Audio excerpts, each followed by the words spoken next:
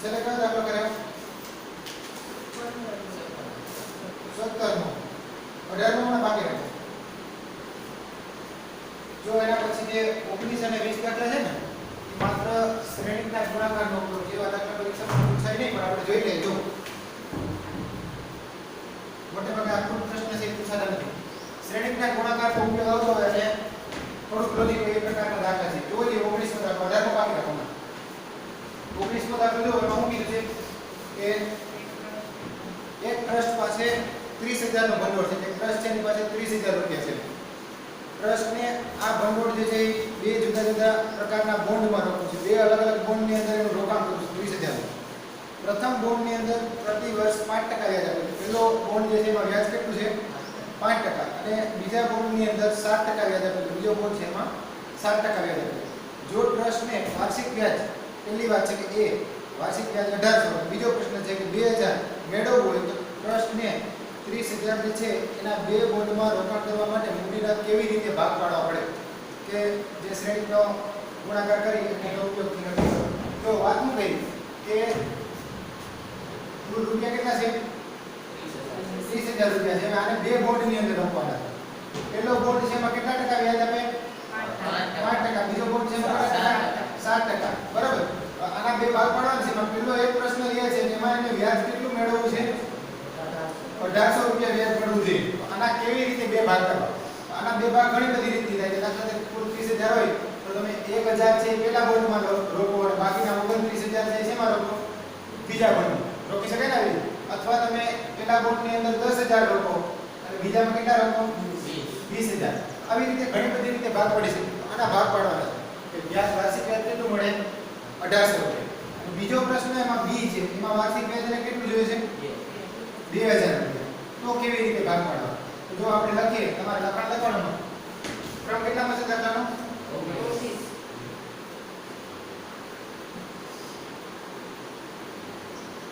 જો ધારી લે કે ધારો કે ટ્રસ્ટ જે છે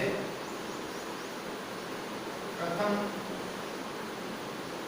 બોન્ડમાં રકમ આપણે ધારી લઈએ. ધારો કે પહેલા બોન્ડમાં x રૂપિયા, કેટલા રૂપિયા?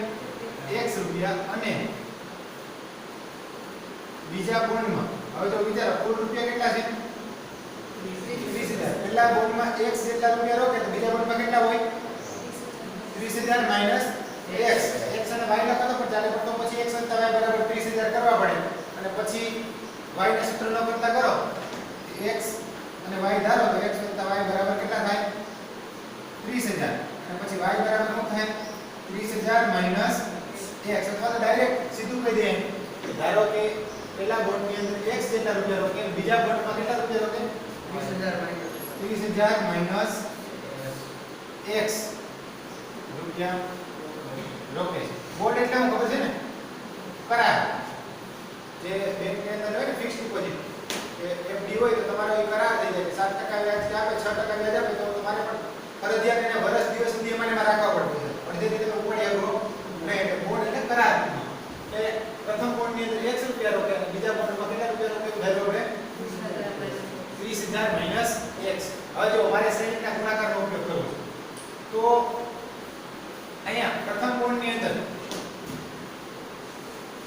x રૂપિયા છે અને વ્યાજ કેટલું છે? રકમ આવેલું છે 5%. બીજા બોન્ડમાં કેટલું વ્યાજ છે? 7%. તો આ લખી નાખીએ કે પ્રથમ બોન્ડમાં 5% તથા બીજા બોન્ડમાં કેટલું વ્યાજ છે? 7%. તો વાર્ષિક વ્યાજ મળે. આનો અર્થ એવો થાય કે 100 રૂપિયા આમાં 5 રૂપિયા મળે અને આમાં 100 રૂપિયા કેટલા મળે? 7 રૂપિયા વાર્ષિક વર્ષના. તો જો આપણે એવા શ્રેણીના ગુણાકારનો ઉપયોગ કરીએ અને એમાં પહેલો પ્રશ્ન એ શું છે તો કે વ્યાજ કેટલું જોઈએ છે ને? 1800 રૂપિયા. કે વાર્ષિક વ્યાજ 1800 રૂપિયા માટે શું થાય? જો તો આનો એક શ્રેણી બનાવો. શેનો શ્રેણી બનાવો? આ જે રૂપિયા છે ને બોન્ડમાં રોકાય એનો. તો એમાં પ્રથમ બોન્ડની અંદર કેટલા રૂપિયા રોક્યા? તો કે x. બીજા બોન્ડની અંદર કેટલા રૂપિયા રોક્યા? 30,000 માઈનસ x બરાબર. આ બે ઉપર વ્યાજ મળવાનું. આના ઉપર વ્યાજ કેટલું મળવાનું? 5%. x રૂપિયા ઉપર કેટલા ટકા મળશે? 5%. ને ખરેખર જો અહીંયા આ જે છે આમે હાર શ્રેણી લખ્યું. કેવો શ્રેણી લખ્યો? હાર શ્રેણી. જેની કક્ષાઓ લખું આની કક્ષા કેટલી થાય? 1 ક્રોસ 2 ને આ 1 અને 2 ઘટકો છે. 1 r ને 2 સ્તંભ છે. હવે જો અહીંયા એનામાંથી જે રૂપિયા મળે એ હું લખું. તો પહેલામાંથી અહીંયા મેં હાર શ્રેણી લખ્યો. હવે અહીંયા સ્તંભ શ્રેણી લખું 2 ક્રોસ 1. કે આ x રૂપિયા છે એટલે પહેલા બોર્ડમાં લખ્યા. તેમાં કેટલા ટકા વ્યાજ મળે? 5%. એટલે ખરેખર 100 ના 5% તમારે 5% લખવા હોય તો 5% નો અર્થ શું થાય? તો કે 5 એને ગુણ્યા જે કઈ ટકાવારી હોય. દાખલા તરીકે તમારે x ના 5% જોતા હોય કે x ના 5% તો કેમ લખો તમે? તો કે x ગુણ્યા 5 ના છેદમાં 100. ટકાવારી જે છે કેટલા હોય? 100. અને તમારે રૂપિયામાં કન્વર્ટ કરવા હોય 5 ને તો આ જે ટકાવારી છે કેટલી થાય? તો 5 ના છેદમાં 100. સમજો બરાબર?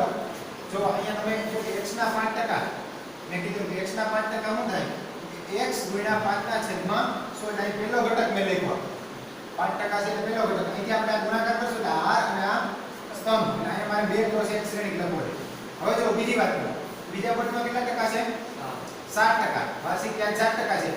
આના 7%. ખરેખર આના 7% એટલે શું થાય? એને ગુણ્યા 7 ભાગ્યા 100. એટલે અહીંયા જે આવશે ટર્મ કઈ આવશે? 7 ના છેદમાં 100. જો આ બે વાત મહત્વની છે. આ બે શ્રેણી ખાલી લખવાની. આનો ગુણાકાર પછી કરવાનો. અહીંયા પહેલી વાત કરીએ આપણે એક બોર્ડમાં x રૂપિયા છે. બીજા બોર્ડમાં 30,000 માઈનસ x છે. પહેલાની અંદર 5% વ્યાજ છે. બીજામાં 7% વ્યાજ છે. અને રૂપિયામાં કન્વર્ટ કરો તો 5% એટલે 5 ના છેદમાં 100. 7% એટલે 7 ના છેદમાં 100. અને આના બરાબર આપણને જે મળશે જવાબ એ વ્યાજ કેટલું મળશે? 1800 રૂપિયા. આના બરાબર શું મળશે? 1800 રૂપિયા આપી દીધું. વ્યાજ કેટલું જોઈએ છે? 1800. બે ભાગ પાડવા. પહેલા બોર્ડમાં કેટલા રોકવા જોઈએ અને બીજા બોર્ડમાં કેટલા રોકવા જોઈએ? તો જો અહીંયા શ્રેણીના ગુણાકારનો ઉપયોગ કરો. હવે ગુણાકાર થાય નહીં. આની કક્ષા કેટલી છે? આની કક્ષા કેટલી છે? સોરી આની કક્ષા પહેલાની કક્ષા છે 1 ક્રોસ 2. આની કક્ષા છે 2 ક્રોસ 1. પહેલાના સ્તંભની સંખ્યા અને બીજાની r ની સંખ્યા સમાન છે. ગુણાકાર થાય જવાબ કેવો મળશે? 1 ક્રોસ 1 એટલે એક જ r ને એક જ સ્તંભ. કરો અહીંથી ગુણાકાર તો આ r ને આ સ્તંભ પહેલા ઘટકનો ગુણાકાર પહેલા ઘટક આરે એટલે શું થાય? 5 ગુણ્યા x ના છેદમાં 100 વત્તા બીજા ઘટકનો ગુણાકાર બીજા ઘટક સાથે 7 છેદમાં 100 અને ગુણ્યા શું આવશે? 30,000 માઈનસ x. બરાબર. આના બરાબર જવાબ કેટલો છે? અમે 1800. આ શ્રેણી જે મળ્યો 1/1 શ્રેણી છે. 1/1. હવે આને સાથે રૂપ આપો જો. આની અંદર ગુણ નાખો. 7 ના છેદમાં આ શું થાય?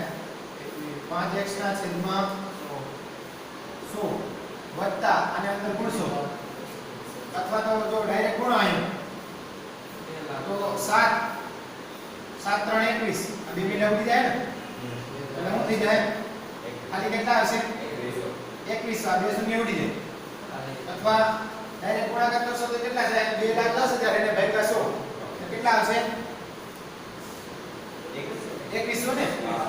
અહીં શું આવશે? ખાલી 2100 માઈનસ 7x છેદમાં 100. આના બરાબર કેટલા છે? 1800. બરાબર. આ 2100 છે. હવે શ્રેણીની સમાંતર ઉપયોગ કરેલા શ્રેણીની નિશાની કરવા જરૂર નથી કારણ કે એક એક ઘટક જ છે. બે ઘટકને સીધા સરખાવી શકાય. આ 2100 ને સામે જવા દે તો શું થાય? આ બાજુ વધશે 5x ના છેદમાં 100 માઈનસ 7x ના છેદમાં 100. આના બરાબર 1800 માઈનસ 2100. 1800 માઈનસ 2100 કેટલા થાય? માઈનસ 300. અહીંયા આ બાજુ લસા લઈ લો. શું થાય? કોઈ કોઈને ભૂલશે નહીં. 5x minus 2x 5x minus 7x કેટલા થાય? Minus 2x. માઈનસ 2x ના છેદમાં શું આવશે? 100. બે બાજુ માઈનસ નિશાની છે શું થઈ જાય? ઉડી જાય ને કેન્સલ થઈ જાય. 2x બરાબર આ સામે જવા દો. કેટલા થાય? 300. આને ગુણી નાખો. 2x ના છેદમાં લખો કાઈ વાંધો ચાલો 100 આના બરાબર શું છે? 300. એટલે કે 2x બરાબર કેટલા થયા? 300 ગુણ્યા 100 30,000 2x બરાબર શું થયું 30,000 એટલે કે x બરાબર શું થયું 15,000 આ એક સંખ્યા મળી ગઈ x બીજી સંખ્યા કેમ મળી શું ધાર્યું તો આપણે 30,000 માઈનસ x 30,000 માઈનસ x એટલે શું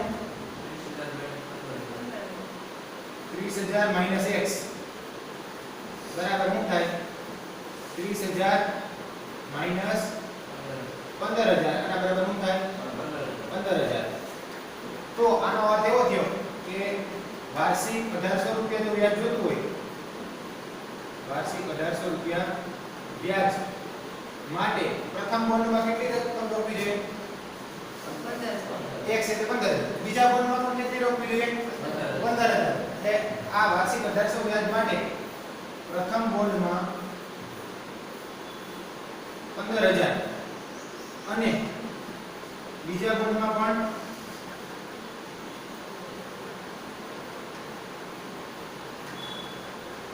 15,000 રૂપિયા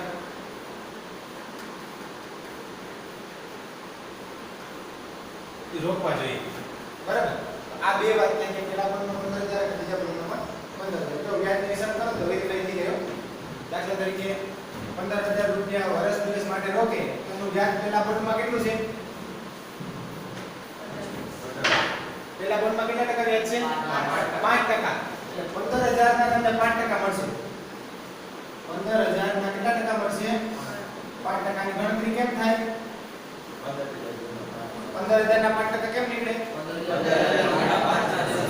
15,000 એ તમારે 15,000 ગુણ્યા 5 ના છેદમાં 100 તમે આ રીતે ટકા લેતા હોય કે 100 એ 5 તો 15,000 એ કેટલા હવે ને આવું તમારા નાના ધોરણમાં આવ્યું છે અને કેટલા તો અહીંયા શું કરવા આ બેનો ગુણાકાર અને ધારો કે તમે x કહી દો તો આ બેનો ગુણાકાર ચોકડી ગુણાકાર અહીંથી x ને સૂત્રમાં કરતા કરતા એટલે અહીંયા આવું થાય કે 15,000 ગુણ્યા 5 છેદમાં શું આવશે 100 x બરાબર ખરેખર આ બેનો ગુણાકાર હોય કે 100 ગુણ્યા શું હોય x 100 ગુણ્યા x બરાબર શું હોય 15,000 ગુણ્યા 5 અહીંથી x ને સૂત્રમાં કરતા કરો તો ક્યાં જાય 100 છેદમાં આ રકમ મળે તો આના બરાબર શું થાય જો અહીંયા બે શૂન્ય ઉડી જાય 150 ગુણ્યા 5 750 આ પેલા બોન્ડમાંથી વ્યાજ મળ્યું 15,000 ના 5% કર્યા તો કેટલા રૂપિયા મળ્યા આપણને 750 હવે બાકીના 15,000 બીજા બોન્ડમાં રહેલા આપણે જવાબ મળ્યો 2 ને 15 બીજા બોન્ડમાં 7% એટલે વ્યાજ મળે છે તો એનો હિસાબ કરો તો કેમ મળશે 7% 15,000 ના 7% મેળવવા ને આપણે તો શું કરવાનું 100 એ 7 તો 15,000 એ કેટલા થાય કે નહીં આની જેમ જ 100 એ 7 તો 15,000 એ કેટલા તો અહીંયા વ્યાજ મેળવશો તો શું થાય 15,000 ગુણ્યા 7 એને ભાગ્યા 100 બે શૂન્ય ઉડી જાય 150 ગુણ્યા 7 કેટલા થાય 1,050 પેલા બોન્ડમાંથી 750 રૂપિયા જોડ્યું બીજા બોન્ડમાંથી 1,050 મળ્યું બેનો સરવાળો કરો તો કેટલા થાય 750 વડે 1,050 કેટલા થાય 1,800 થઈ જાય ને આ 750 અને 1,050 ટોટલ કેટલું થાય 1,800 એટલે બરાબર સમજો અટપટું છે થોડું આ બરાબર લખવું પડે અહીંયા તમે પહેલા સ્તંભ શ્રેણી અને પછી આ શ્રેણી લખવું હોય તો લખેલું તો એ પ્રમાણે રકમ લખી દો કે આપણે એવું ધાર્યું કે કુલ 30,000 હતા એક બોન્ડમાં 1 રૂપિયા બીજા બોન્ડમાં 30,000 માઈનસ 1 રૂપિયા રોકે પ્રથમ બોન્ડમાં વ્યાજ 5% છે બીજા બોન્ડમાં કેટલું છે 7% છે એટલે એને વાર્ષિક વ્યાજ કેટલું જોતું 1,800 રૂપિયા તો આ પેલા રૂપિયા જે છે એનો એક શ્રેણી બન્યો આ શ્રેણી પછી ટકાવારી છે એનો એક સ્તંભ શ્રેણી બન્યો બેનો ગુણાકાર કરો એટલે કુલ વ્યાજ મળી આવી જાય કુલ વ્યાજ કેટલું જોઈએ છે કે 1,800 રૂપિયા જોઈએ છે અને સાદું રૂપ આપી એટલે x ની કિંમત મેળવી તો x ની કિંમત કેટલી મળી 15,000 તો બાકીના 30,000 માઈનસ 1 શું થાય 30,000 માઈનસ 1 એટલે 15,000 તો આપણને કેટલા થાય 15,000 આ પહેલો પ્રશ્ન હવે બીજો પ્રશ્ન બી શું છે જો વ્યાજ કેટલું જોઈએ છે વ્યાજ 2,000 આના માટે આ બધું ફરીથી લખવાની જરૂર નથી હવે ખાલી શું જોઈએ છે ને વ્યાજ કેટલું જોઈએ છે 1,800 ની જગ્યાએ કેટલા રૂપિયા જોઈએ છે 2,000 બરાબર તો શું કરાય તો કે વ્યાજ 2,000 માટે આ શ્રેણી કાઢ્યા x અને 30,000 માઈનસ x એને ગુણ્યા ટકાવારી એની જ છે. પહેલામાં 5% છે એટલે 5 ના છેદમાં 100, બીજામાં 7% છે એટલે 7 ના છેદમાં 100. પણ વ્યાજ 1800 ની બદલે કેટલું જોઈએ છે? 2000. અહીંયા 1800 ની બદલે શું આવશે? 2000. આને સાદુરૂપ આપી એટલે બે રકમ મેળવીએ તો જો જે કરો ગુણાકાર થાય આગળ કઈ રીતે ગુણાકાર 5x છેદમાં 100 વત્તા 7 ના છેદમાં 100 અને ગુણ્યા શું આવશે? 30,000 માઈનસ x. આના બરાબર કેટલા છે? 2000. તો સાદુરૂપ આપી દે. અને જેમાં કોઈ પ્રમાણ થાય શું થાય? 5x ના છેદમાં 100 આ કેટલા થઈ જાય? વત્તા 2100 માઈનસ 7x ના છેદમાં 100 આના બરાબર કેટલા છે? 2000. શ્રેણીની નિશાની કરવાની જરૂર નથી હોય કે ઘટક છે બે. આમે જવા દો ને 5x ના છેદમાં 100 માઈનસ 7x ના છેદમાં 100 બરાબર 2000 માઈનસ 21 એટલે કેટલા થાય? Minus x. આનો જવાબ આપણને ખબર છે કેટલો થતો હતો? માઈનસ 2x ના છેદમાં 100 બરાબર 100 માઈનસ 100 ને બે બાજુ માઈનસ કેન્સલ કરો 2x ના છેદમાં 100 બરાબર શું થયું? 100. આ 100 ને સામે જાવ તો ગુણાકારમાં જાય 2x બરાબર શું થાય? 100 ગુણ્યા 100 100 ગુણ્યા 100 એટલે 10,000. એટલે કે x બરાબર કેટલા થયા? 5000 રૂપિયા. x બરાબર એક પ્રથમ બોન્ડમાં જે રકમ રોકવાની થઈ કેટલી થઈ? 5000 એક કરો. બીજા બોન્ડમાં કેટલા થાય? 30,000 માંથી કેટલા બાદ કરવાના?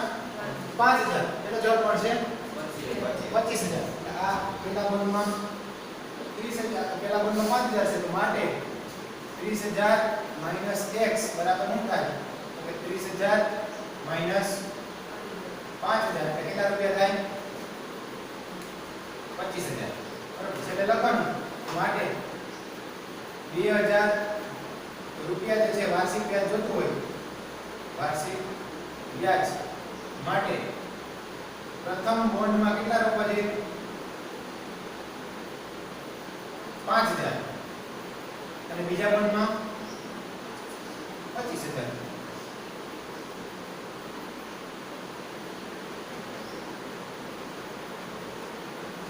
તો વ્યાજ કેટલું મળે? 2000 મળે. જો હિસાબ કરીએ પેલા બોન્ડમાં 5000 રોકે તો 5000 ના 5% કેમ થાય? 5000 ના 5%? 5000 ગુણ્યા 5 એના છેદમાં 100 કેટલા થાય? 250. આનો જવાબ મળશે. બીજી વાત કરો બાકીના 25,000 બીજા બોન્ડમાં રોક્યા તો 25,000 ના કેટલા ટકા થાય? હવે એમાં કેટલા ટકા વ્યાજ મળશે? 7%. 25,000 ના 7% શું થાય? 25,000 ગુણ્યા 7 છેદમાં 100 ને બે શૂન્ય ઉડી જાય 250 ગુણ્યા 7 હે 1750. 25 7 175 ને 1750. આ પેલા બોન્ડમાંથી વ્યાજ મળ્યું 250 બીજામાંથી મળ્યું 1750. 1750 વત્તા 250 બેનો સરવાળો કરશો કેટલા આવી જાય? 2000 રૂપિયા આવી જાય. બરાબર. એટલે આ રીતે એના બે ભાગ પાડવાના. અહીં તમને એક ટકાવારી જુદી આપે જેમ કે તે પેલા બોન્ડમાં 8% બીજા બોન્ડમાં 9% વ્યાજ છે તો એટલા રૂપિયા રકમ જોતી વ્યાજ તો કેવી રીતે રોકાણ કરવું છે? તો અહીંયા આ ટકાવારી ફેરવી નાખો. 5 ની છેદમાં 100 છે એની બદલે શું આવે? 8 ના છેદમાં 100 9 ના છેદમાં 100 જે ટકાવારી આપેલી હોય એ. તો બીજો પ્રશ્ન તો એની જેવો જ છે.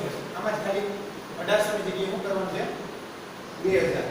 એના પછીનો જોવો જે કુલ પ્રશ્ન છે 20મો દાખલો. આમાં શ્રેણીના ગુણાકારનો ઉપયોગ છે કે એક સવિશેષ શાળાના પુસ્તક ભંડારમાં 10 ડઝન રસાયણ વિજ્ઞાનના પુસ્તકો, 8 ડઝન ભૌતિક વિજ્ઞાનના પુસ્તકો અને 10 ડઝન અર્થશાસ્ત્રના પુસ્તકો છે. ત્રણ અલગ અલગ વિષયમાં 10, 8 અને 10 ડઝન પુસ્તકો આપેલા છે. ડઝન એટલે શું? એક ડઝન એટલે કેટલા થાય? 12 નંગ.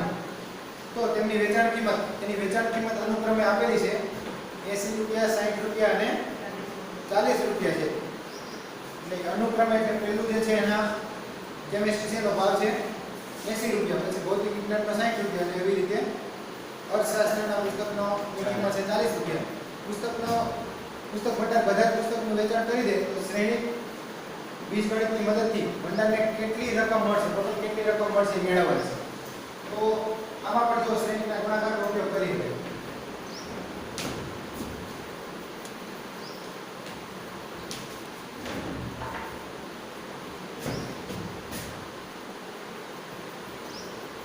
તો હું કીધું છે એમાં પહેલા તો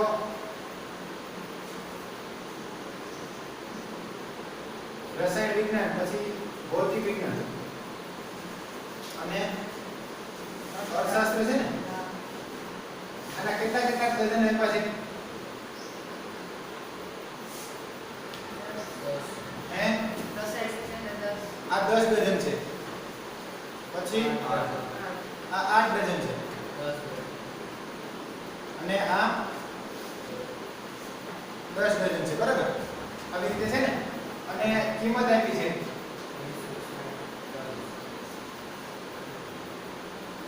છેલ્લાની કેટલી છે 80 ખરેખર એમાં છે ને ઉલ્લેખ નથી કર્યો બાકી કેવું જોઈએ કે તેની વેચાણ કિંમત પુસ્તકની વેચાણ કિંમત છે ડઝનની કિંમત ન હોય 80 રૂપિયા ડઝનની કિંમત ન હોય એટલે પુસ્તકના કેટલા થાય 8 રૂપિયા થાય ને ખરેખર જે તેની વેચાણ કિંમત તો પુસ્તકની વેચાણ કિંમત એક નંગની કિંમત છે તો અહીં કાઉન્સમાં લખીને તમારે એટલું નથી એક નંગની કિંમત કેટલી છે પહેલાની 80 રૂપિયા બીજાની 60 રૂપિયા 40 રૂપિયા બરાબર આ બધા પુસ્તકો વેચાય છે બધા વેચાય છે તો કુલ કેટલા રૂપિયાને મળશે એ ગણવાનું છે કે મળતી કુલ રકમ જો હું ડાયરેક્ટ શ્રેણી બનાવું તો કે તમને આ ડાયરેક્ટ કેલ્ક્યુલેટરમાં ગણતરી કરીને આવડી જાય પણ આપણે શ્રેણીની મદદથી કરવું છે મળતી કુલ રકમ તો પહેલા જો આ જે ડઝનમાં આપ્યા ને આનો હું એક શ્રેણી લખું કે પહેલું જે પુસ્તક છે કેમિસ્ટ્રી એના કેટલા ડઝન છે 10 બીજાના કેટલા ડઝન છે 8 ત્રીજાના કેટલા ડઝન છે 10 હવે જો મારે આને નંગમાં જોતા હોય પુસ્તક કેટલા નંગ થાય તો આને કેટલા વડે ગુણવા પડે 12 વડે અને કેટલા વડે ગુણવા પડે આ શ્રેણીને 12 વડે જો 12 વડે ગુણો તો 12 * 10 એટલે 120 બુક થાય ટોટલ કેમિસ્ટ્રી પછી એવી રીતે 12 8 96 ભૌતિક વિજ્ઞાન એટલે 120 કેટલી થાય અર્થશાસ્ત્ર એટલે આને 12 વડે પહેલા ગુણવા પડે હવે આને ગુણ્યા આપણે તો રકમ જોઈએ છે કુલ રકમ તો જે આ 120 કેમિસ્ટ્રી છે એને કેટલા વડે ગુણો તો એની રકમ મળશે એની કિંમત શું આપી એક પુસ્તકની 80 રૂપિયા એટલે 80 વડે ગુણશું તો જો અહીંયા બીજો શ્રેણી જો બનાવું આ મેં એક હાર શ્રેણી લીધો તો બીજો શ્રેણી હું સ્તંભ શ્રેણી લખું 80 પછી 60 અને 40 જો બરાબર સમજો અહીં 120 મળશે ને આ 120 રસાયણ વિજ્ઞાનના પુસ્તકોના ટોટલ પુસ્તકો મળશે જ્યારે અહીં 80 રૂપિયા જે શું છે એની કિંમત છે ગુણાકાર થાય આનો ગુણાકાર આની થાય પછી આગળ વધશું એટલે આ 12 8 96 ગુણ્યા શું આવશે 60 રૂપિયાની કિંમત છે 96 ટોટલ પુસ્તકો છે એવી રીતે આ બાદને ગુણશું 120 અને 40 શું છે એની કિંમત છે એટલે ગુણાકાર થઈને સરવાળો થાય એટલે કુલ રૂપિયા કુલ રકમ મળશે તો જો આ ગુણાકાર કરીએ આપણે આ શ્રેણીની કક્ષા આ 12 તો બાકી રાખી ચાલો અદિશ છે આની કક્ષા કેટલી છે 1 × 3 આની કક્ષા કેટલી છે 3 ગુણાકાર થાય કે નહીં આના સ્તંભની સંખ્યા અને હારની સંખ્યા સરખી છે ગુણાકાર થાય એટલે જવાબ કેવો મળશે 1/1 આ 12 ને હમણાં બાકી રાખો પછી ગુણ નાખશું આ બે શ્રેણીનો ગુણાકાર કરો એટલે અહીંથી આ અને આ સ્તંભ કરો બે ગુણાકાર 10 × 80 એટલે 800 વત્તા 8 × 60 8 6 48 કેટલા થાય 480 10 × 40 400 હજી જો મેં 12 ને ગુણ્યા નથી છેલ્લે જવાબમાં સીધા ગુણ નાખી ચાલે આનો સરવાળો કરો કેટલો થાય 8 ને 4 12 12 ને 16 1680 ગુણ્યા 12 તો કોની નાખવાનું જવાબ 20160 હે 20160 160 તો તમામ પુસ્તકનું જો વેચાણ થાય તો મળતી કુલ રકમ કેટલી થાય? 20,160 રૂપિયા થાય. દાખલામાં શ્રેણી બે શ્રેણીને ગોઠવીને એનો ગુણાકાર કરવાનો. આપેલું હતું કે ડઝનમાં આપેલા છે ત્રણે ત્રણ પુસ્તકો અને એની કિંમત આપેલી છે. તો તમારે શું કરવાનું?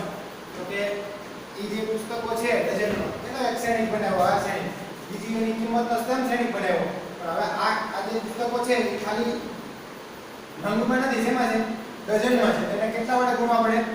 12 વડે. પહેલેથી 12 વડે ગુણાકાર પછી ગુણાકાર કરશો તો ચાલશે, અથવા તો પહેલા ગુણાકાર કરવાનો પછી શું કરો? 12 વડે અંદર ગુણો તો પણ કુલ રકમ જે છે મળશે. એટલે આ પ્રકારના પ્રશ્નો મોટે ભાગે પૂછાતા નથી, પણ પૂછાય તો આવડવા જોઈએ, વ્યવસ્થિત તૈયાર કરવાના. હવે જો આની જેવા એક બે ઉદાહરણ કે હતા, જો જરા કોઈ ઉદાહરણ છે પ્રશ્ન વાળું.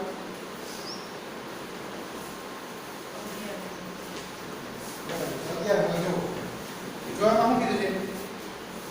બે ખેડૂતો જે છે રામકિશન અને ગુરુચરણસિંહ બાસમતી, પરમલ અને નોરા નામના 3 પ્રકારના ચોખાની કિંમત કરે, ચોખાની ખેતી કરે. જો 3 પ્રકારના બે ખેડૂતો છે ને કેટલા પ્રકારના ચોખા વાવે છે?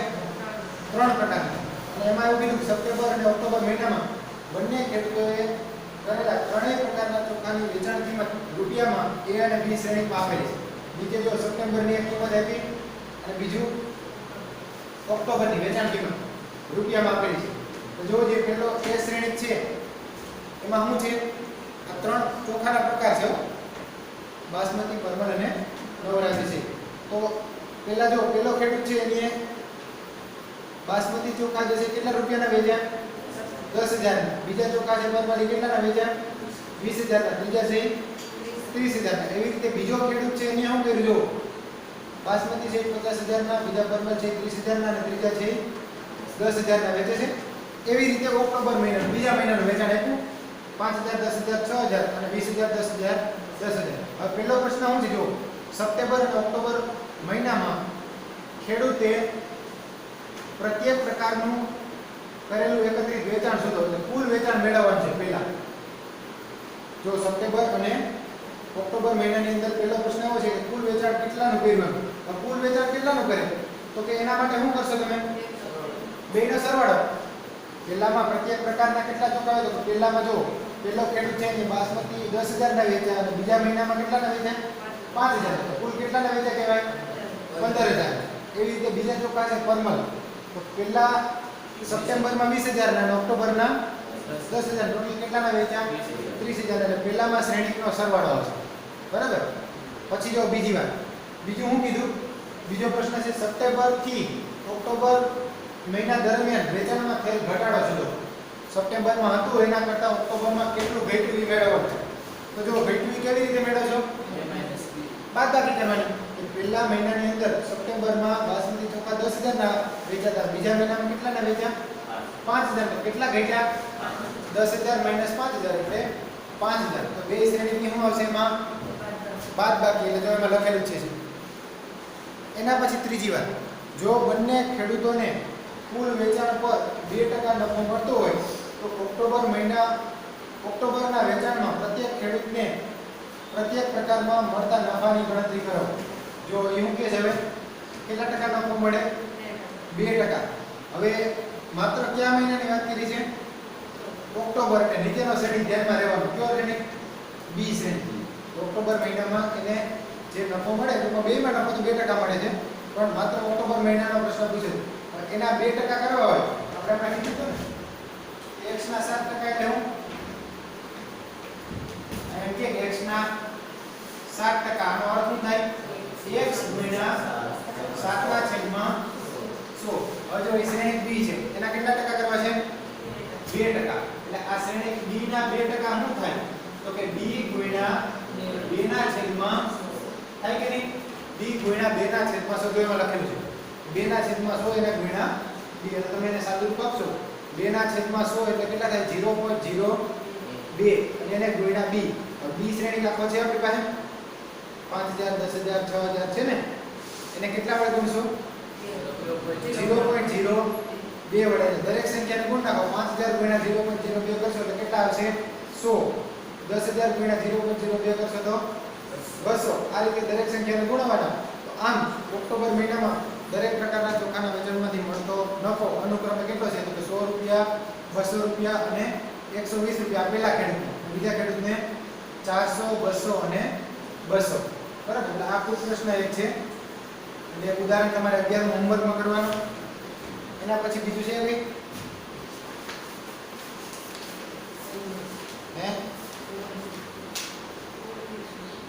19 છે ને, જુઓ ચાલો એ જોઈ લઈએ.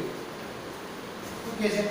વિધાનસભાની એક ચૂંટણીમાં એક રાજકીય પક્ષ પોતાના ઉમેદવારનો પ્રચાર, ટેલિફોન, પ્રત્યક્ષ મુલાકાત અને પત્રો લખવા જેવી 3 રીતની માધ્યમ જે છે એ ભાડે લે છે. એટલે શ્રેણી A માં સંપર્ક દીઠ ભાવ પૈસામાં જે છે આપેલો છે. તો જો સંપર્ક દીઠ ભાવ આપ્યો એમાં કે પેલો એ શ્રેણી જે છે એ ટેલિફોનમાં 40 પૈસા છે, પછી પ્રત્યક્ષ મુલાકાતમાં 100 પૈસા છે અને પત્રમાં 50 પૈસા છે. હવે બે શહેર આપ્યા છે X અને Y. દરેક પ્રકારના સંપર્કની સંખ્યા નીચે પ્રમાણે કે બે જે અલગ અલગ શહેર છે X અને Y એમાં કેવી રીતે સંપર્ક કર્યો? તો કે પહેલું શહેર X છે એમાં 1000 ટેલિફોન કર્યા, 500 પ્રત્યક્ષ મુલાકાત કરી અને 5000 પત્ર લખ્યા. જ્યારે બીજું શહેર Y છે એમાં શું કર્યું? 3000 ટેલિફોન કર્યા, પ્રત્યક્ષ મુલાકાત કેટલાની કરી? 1000 અને પત્ર કેટલા લખ્યા? 10000. તો બે શહેર X અને Y માં પક્ષ દ્વારા ખર્ચવામાં આવેલ કુલ રકમ શોધો. ટોટલ રકમ મેળવવાની છે. જો ખબર પડે ને, પ્રચાર કરે, ચૂંટણીનો પ્રચાર કરે તો પૈસા રૂપિયાનો ખર્ચ થાય. એમાં અહીંયા 3 પદ્ધતિ આપી. કઈ? એક તો ટેલિફોન કર્યા, ફોન આવતા હોય ને, ચૂંટણીના ફોન આવતા એટલે ફોન કર્યા. અને બીજું શું કર્યું? પ્રત્યક્ષ મુલાકાત, પ્રચારમાં જાતા હોય છે. ત્રીજું શું કર્યું? પત્ર લખ્યા. હવે બે શહેરનો સંબંધ, બની ત્રણેયના ભાવ આપી દીધા. ટેલિફોન કરે તેનો ખર્ચ કેટલો લાગે છે? પ્રત્યક્ષ જાય તેનો ખર્ચ કેટલો લાગે છે? અને ત્રીજું પત્ર લખે તેનો ખર્ચ. પછી પૈસામાં છે. શેમાં છે? પૈસા. 100 પૈસા એટલે 1 રૂપિયો. એવી રીતે. હવે જો જે એની રકમ વાપરી કેવી રીતે મળશે? તો કે જો એને જે બી શ્રેણી છે એ પ્રત્યક્ષ આપી દીધું છે X અને Y માટે. X માટે શહેર X માટે જે આંકડા આપી દીધા, શહેર Y માટે આપી દીધા. ખર્ચવામાં આવતી કુલ રકમ કેવી રીતે મળે? જો તો કે 1000 છે, ટેલિફોન 1000 કર્યા, એના કુલ રૂપિયા કેટલા થાય? તો 1000 ગુણ્યા 40. 40 પૈસા આપણે ગુણવા પડે ને, એટલે ટેલિફોન આવ્યા. પછી બીજું છે પ્રત્યક્ષ મુલાકાત 500 કરી, તો એ 500 નો ગુણાકાર કોની સાથે થાય? પ્રત્યક્ષ મુલાકાતનો જે ભાવ છે એને 100 આવ્યો. પછી 5000 છે એ પત્ર લખ્યા, તો એનો ગુણાકાર કોની સાથે થાય? 50 સાથે, કારણ કે એનો ભાવ કેટલો છે? 50 પૈસા. એવી રીતે બીજા માટે શું થાય? Y શહેર માટે પણ એવું જ થાય કે નહીં? કે 3000 ટેલિફોન કર્યા તો એક ટેલિફોનની કિંમત 40 પૈસા, 40 ગુણ્યા 3000. બીજું 1000 પ્રત્યક્ષ મુલાકાત કરી, તેનો ગુણાકાર કોની હારે આવે? 100 સાથે. અને ત્રીજું 10000 પત્ર લખ્યા તો એમાં એક પત્રમાં 50 પૈસા વપરાય, તેનો ગુણાકાર 50 સાથે. ખરેખર અહીંયા બી શ્રેણી છે ને કોની હારે ગુણવાનો? A હારે. જો જે B ગુણ્યા A, B ગુણ્યા A તો આવડે ને, એ શ્રેણીનો ગુણાકાર. કે બી શ્રેણી છે એની કક્ષા છે 2 × 3 અને ઓની કક્ષા કેટલી છે? 3 × 1. બરાબર. એટલે ગુણાકાર થશે, એટલે ગુણાકાર થશે એટલે જવાબ મળશે 2 × 1. જો એ ગુણાકાર કર્યો, ગુણાકાર કર્યો એટલે x માટે જવાબ જે મળ્યો એકમ, દશક, સો, હજાર, 10,000, લાખ, 3,40,000. અને b y માટે કેટલો મળ્યો? 7,20,000. પણ આ શું મળ્યું? પૈસા મળ્યા, રૂપિયા નથી. આ પૈસામાં રકમ થાય. હવે રૂપિયામાં ફેરવવા હોય તો શું કરવું પડે? 100 વડે ભાગવા પડે. ટોટલ પૈસા છે, કારણ કે 100 પૈસા એટલે 1 રૂપિયો. તો એ 3,40,000 પૈસા છે ને રૂપિયામાં કન્વર્ટ કરો તો શું થાય? 3400 રૂપિયા થાય. એટલે 7,20,000 પૈસા છે એટલે રૂપિયામાં કન્વર્ટ કરો શું થાય? 7200 રૂપિયા થાય. બરાબર. એટલે આ શ્રેણીનો ગુણાકારનો ઉપયોગ છે. તમારે ક્યાં ક્યાં હોમવર્કમાં કરવાના? ઉદાહરણ કયું છે આગળનું? ઉદાહરણ 11 અને ઉદાહરણ 19. બરાબર. એટલે આ પરીક્ષાની અંદર 90-99% પૂછાતા નથી, પણ તમારે તે કરી લેવાનું. બરાબર. કદાચ પૂછાઈ જાય કોઈ પછી તો નક્કી ન હોય એટલે પૂર પ્રશ્ન છે આ લખી નાખો. ચાલો બે દાખલા લખી નાખો. કઈ ન સમજાય તો પૂછજો. MCQ માં તમારે બરાબર પહેલા પ્રશ્ન સમજાય પછી વિકલ્પ જોવાય. જોયા પહેલા વિકલ્પ નહીં જોવાનો. એટલે જો પહેલો MCQ છે હું આપ્યો છે શ્રેણી કેમાં 0 0 4 0 4 0 અને 0 4 0 0 આ રીતે શ્રેણી આપ્યો ને. હવે જો એમાં જે ઓપ્શન આપ્યા એમાં ચોરસ, વિકર્ણ શ્રેણિક, એકમ શ્રેણિક અને એક પણ નહીં. તો એમાં ચોરસ શ્રેણિકમાં આપણને ખબર છે ચોરસ શ્રેણિક કોને કહેવાય? જેમાં શું હોય? હારની સંખ્યા અને સ્તંભની સંખ્યા બે કેવી હોય? સરખી હોય. બરાબર. તો અહીંયા જો જોવાય કેટલી હાર છે? 1 2 અને 3 ત્રણ હાર છે. સ્તંભ કેટલા છે? 1 2 અને 3 3 ક્રોસ 3 તો આને ચોરસ શ્રેણિક કહે કે નહીં? કહે ને? કારણ કે જેટલી હાર છે એટલા સ્તંભ છે. અંદરના આંકડા જોવાના નથી ચોરસ શ્રેણીમાં. ચોરસમાં ખાલી શું જોવાનું? હારની સંખ્યા અને સ્તંભની સંખ્યા સમાન છે કે નહીં આ જોવાનું. હા કે ના? છે તો હા ચોરસ શ્રેણી, નથી તો ના. ચોરસ શ્રેણી ન હોય ક્યારે? હારની સંખ્યા અને સ્તંભની સંખ્યા સમાન ન હોય તો. અહીંયા આ થઈ ગયું. એટલે પેલા ચોરસ શ્રેણી તો છે. હવે પ્રશ્ન શું આવે કે હવે આગળ બીજો વિકલ્પ તમે બી જોવો. ખરેખર તો અહીં એમાં જ પ્રશ્ન પૂરો થઈ જાય. પણ આગળ ત્યારે જોવું પડે કે જો ડી ઓપ્શન આપેલો હોય ને આપેલ તમામ શું આપેલું હોય? ઉપરના આપેલ તમામ જવાબ તો તમારે બી અને સી જે છે એ ચેક કરવા પડે. બાકી એ સાચો થઈ ગયો એટલે ફરજિયાત બી અને સી શું હોય? ખોટા જ હોય. આ લોજિક લાગે. કારણ કે આમાં જો ડી ઓપ્શન હોય પણ આ પૈકી એક પણ નહીં તો એ જવાબ તો ખોટો થઈ ગયો. કારણ એક પણ નહીં એ જવાબ તો આવી ગયો. હવે બી નું સી નું ખરેખર વિચારવું જ ન પડે. પણ જો આપેલું હોય આપેલ તમામ તો તમારે બી અને સી પણ ચેક કરવા પડે. બાકી એક જવાબ મળી જાય એટલે બીજો જવાબ પછી ચેક કરાય નહીં. જો બીજો ઓપ્શન શું છે? વિકર્ણ શ્રેણી. વિકર્ણ શ્રેણીમાં આપણે શું કીધું હતું કે વિકર્ણ શ્રેણીમાં વિકર્ણ કોને ગણીએ છીએ આપણે? આને a11 a22 a33 આને શું કહેવાય? વિકર્ણના ઘટકો. એની વાત કરીએ આપણે. કે વિકર્ણના ઘટકો વિકર્ણ શ્રેણી કોને કહેવાય? તો કે વિકર્ણના ઘટકો સિવાયના ઘટકો શું હોય? શૂન્ય હોય. તો આવા શ્રેણી કે ઓ શ્રેણી એને શું કહેવાય? વિકર્ણ શ્રેણી કહેવાય. તો અહીંયા જોવો આ વિકર્ણના ઘટકો છે. આના સિવાયના બધા શૂન્ય છે? ના, નથી. આ નથી અને આ પણ નથી. તો વિકર્ણ શ્રેણી આવે નહીં. ચેક કરવું હોય તો અહીં તો કરવાની જરૂર નથી પણ કરવું હોય તો. એના પછીનો ઓપ્શન શું છે? એકમ શ્રેણી. એકમ શ્રેણીની વ્યાખ્યા આપણે આપી દીધી. શું આપી? જેમાં અગ્ર વિકર્ણના ઘટક ફરજિયાત શું હોય? એક હોય. એના સિવાયના ઘટકો શું હોય?